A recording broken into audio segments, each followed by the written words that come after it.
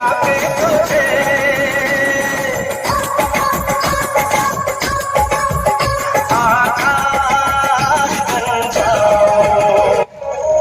इतना भयंकर सपना आज तक नहीं देखा। आई लव यू बोलने के लिए लड़कियां लाइन में लगी हुई थी।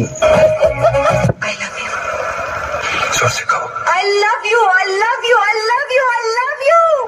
फिर कहो। कीड़े पड़ेंगे तेरे ऊपर, कुत्ते की मौत मरेगा। बेटा हो, अगर तू हमरा के छोड़ दिला नु, तो हम इतना निमन ना होई। और माई चोद के हम छोड़ब, हम संतोष पागल नहीं। रब ने बनाया तुझे, रब ने बनाया तुझे मेरे लिए, मुझे तेरे लिए। रब ने बनाया तुझे मेरे लिए, मुझे तेरे लिए। साफ सुथरा एक बात बताओ, यूपी के लड़का पसंद है कि बिहार के? यूपी के। काहे? यूपी में बंटी बबली मिलेला। एक बात कही, का कहता कहो। लड़की से के बहुत घमंड रहेला, वो अपना आप पर। हाँ, हमनियों को लड़का केहू से कम ना है, जो हमनियों लोग बड़ा घमंड होला। सुगर लोग मुंह रहेला, सुगर खाने बना देला लोग एकदम विश्व सुंदरा जंग रहेला सोएंगे। माने विश्व सुंदरा बनल जरूरी बा नु, हमनी के देखल एकदम नेचुरल ब्यूटी बानी सा। बाप रे बाप, बड़ा सुंदर बाड़ू, मुंह ना थू ना भातार चाहे मिथुन। आप मुझे क्या देना चाहते हो? धोखा, प्यार, किस या फिर गाली? गाली भाग महावीर बाबाली। बगल वाली बगल वाली बगल वाली जानू मारेली, आधे कनमा में सोते वाली चूड़ा से लगा के जाली, आधे कनमा में सोते वाली चूड़ा से लगा के जाली, शाम चलेगी मत वाली बगल वाली बगल वाली बगल वाली जानू मारेली, बगल वाली जानू मारेली। हेलो बेबी, कैसी हो?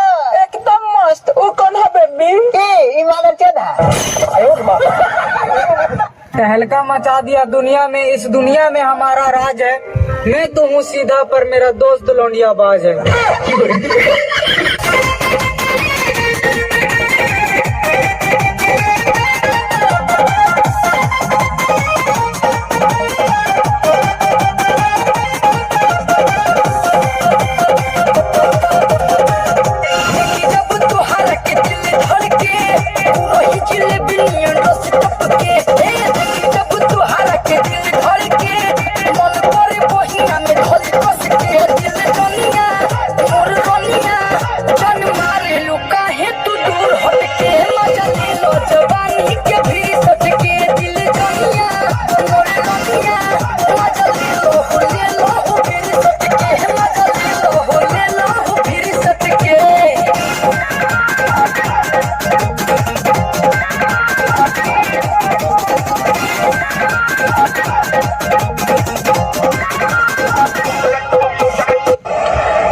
सुनो, हाँ बोलो ना। मेरा दिल आ रहा है तुम पर, तो आवेदा ना। आने दो आवेदा। या फिर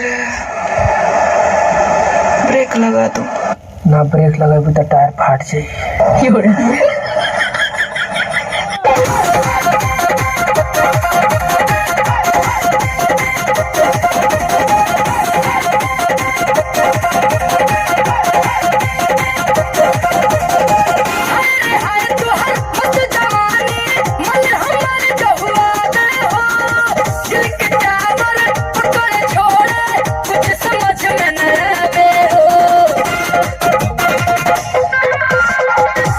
हाय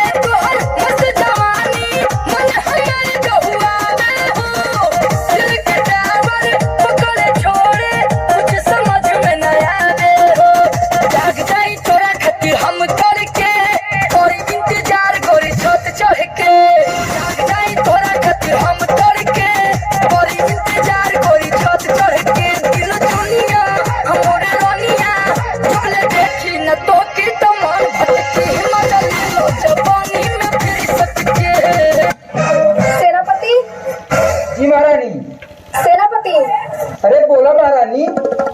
ये लो जियो का सिम, का करी मिरिंडा लिखा? बीएसएनएल में ट्रांसफर कराया जाए। अच्छा, बीएसएनएल में पोत कराएगा?